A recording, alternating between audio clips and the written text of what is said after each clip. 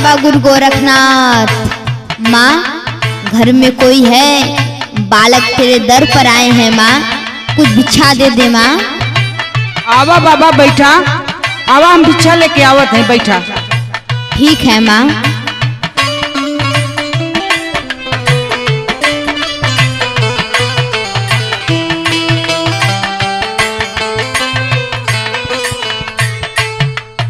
जय बाबा गुरु गोरखनाथ। अरे माँ, इस जोगी को कुछ भिक्षा दे दे माँ। अरे बेटा, इतनी छोट उम्र में बेटा तुम लोग जोगी बन गए हो बेटा? हाँ बाबा। ओहो हो बेटा, ये जोग रमाने की उम्र तो नहीं थी बेटा। तुम लोगों को देख करके तो कलेजा पिघल जा रहा है बेटा।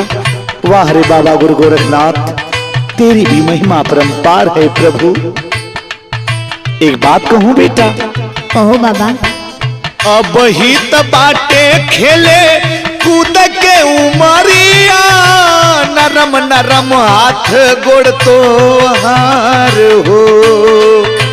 माई तो के मरली की पापा गरियावल, जोगी भैला सुगावा हमार हो।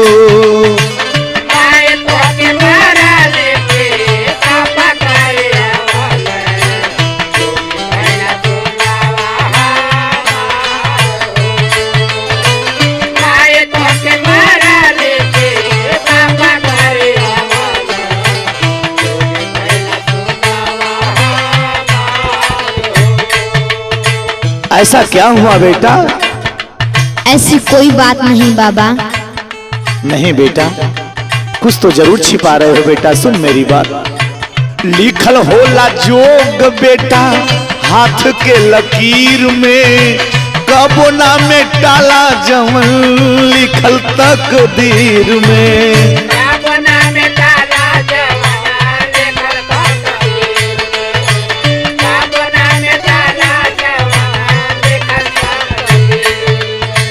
जौने हाथे होके के चाही तोहरे खिलावाना, झनकता सरंगी के तार हो। माई तोहके मरली की पापा गरियावल, जोगी भैला सुगावा हमार हो।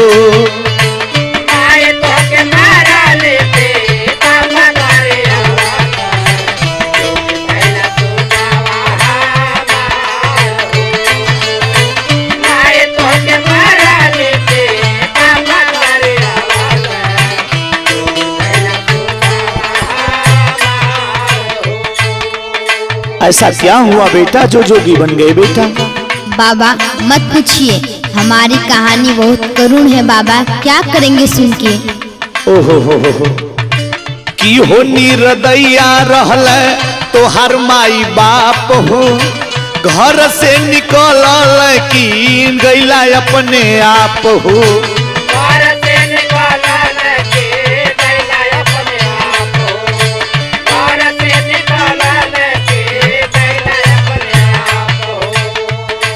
बेटा, तुम लोगों की ये उम्र जोग की नहीं है बेटा, इसलिए मुझे बहुत दया आ रही है बेटा। मेरी आखिरी बात सुन। नो बाबा। कहाँ बाटे घर तोहर, कौन बाटे गौवा, कौन बाटे जिलावा जवार हो। माई तोहके मरली की पापा गरियावल, जोगी भैला सुगावा हमार हो।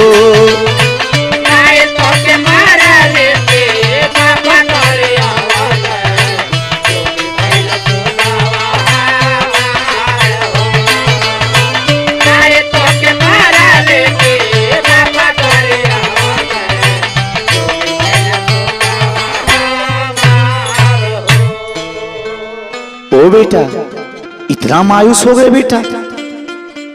कुछ तो बोल दो बेटा। ठीक है बाबा, जब आप पूछ रहे हैं तो मैं बता ही देता हूँ। ठीक है बेटा।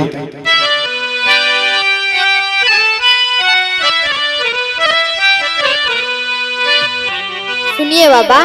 सुनाओ बेटा। का हम सुनाइए बाबा दिलवा कै दरा दिया हो, दिलवा कै दरा दिया हो। चहकत रहल हमारो परिवार नए राम। किया हो राम रे, चहकत रहल हमारो परिवार न होरा। किया हो राम रे, चहकत रहल हमारो परिवार न होरा।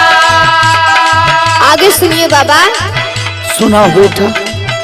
माई के विधवा जियते टुआ बनवले हमके, टुआ बनवले हमके।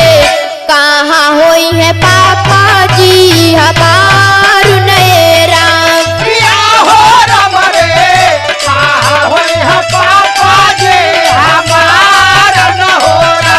किया हो राम रे, कहाँ होई है पापा जी हमार न होरा। तुम्हारे पापा नहीं है बेटा? नहीं बाबा। ओहो, आगे सुनाओ बेटा। सुनिए बाबा। माई के छीन लिहले मांगी, कैसे नूरावा हो मांगी, कैसे नूरावा हो। छीन लिहले साहू का सिंगार नए राम। किया हो राम रे, छीन लिहल साहू का सिंगार न होरा। किया हो राम रे, छीन लिहल साहू का सिंगार न होरा। तुम्हारी माता जी हैं बेटा? हाँ बाबा, हमारी माता जी हैं। आगे सुनाओ बेटा। सुनिए बाबा। गली गली खोजली माई गावे, गावे खोजाली हो, गावे गावे खोजाली हो। मिलले न पापा जी हमार नए राम। किया हो राम रे, मिलल न पापा जी हमार न होरा। किया हो राम रे, मिलल न पापा जी हमार न होरा। ये कितने दिनों की बात है बेटा? 5 साल पहले की बात है बाबा। ओहो, आगे क्या हुआ बेटा? चाचा चाची भैया बहिनी लोगन, केहू देखला का लोगन, केहू देखला का। कहाँ हुआ पापा जी हमार नए राम। किया हो राम रे, कहाँ हम पापा जी हमार न होरा। किया हो राम रे, कहाँ हम पापा जी हमार न होरा। तुम्हारा कौन सा जिला लगता है बेटा? बाबा, हमारा जिला गाजीपुर है। और तुम्हारे पापा का क्या नाम है बेटा? सुनिए बाबा। पापा सन दोस्त प्यारे लाल, मोर पड़ोसिया प्यारे लाल, मोर पड़ोसिया हो। आशुतोष नौआ बा हमार नए राम। किया हो राम रे, आशुतोष नौआ बा हमार न होरा।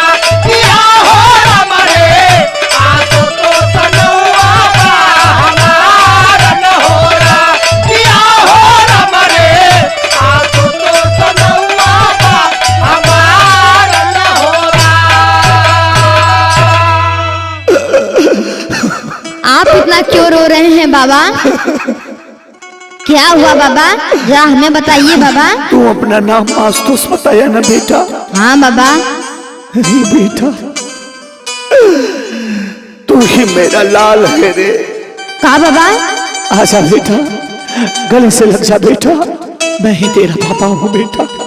बाबा, आप हमारे पापा हैं? पापा? मैं ही वो संतोष हूँ बेटा। तू ही मेरा आशुतोष है बेटा, तू ही मेरा आशुतोष है।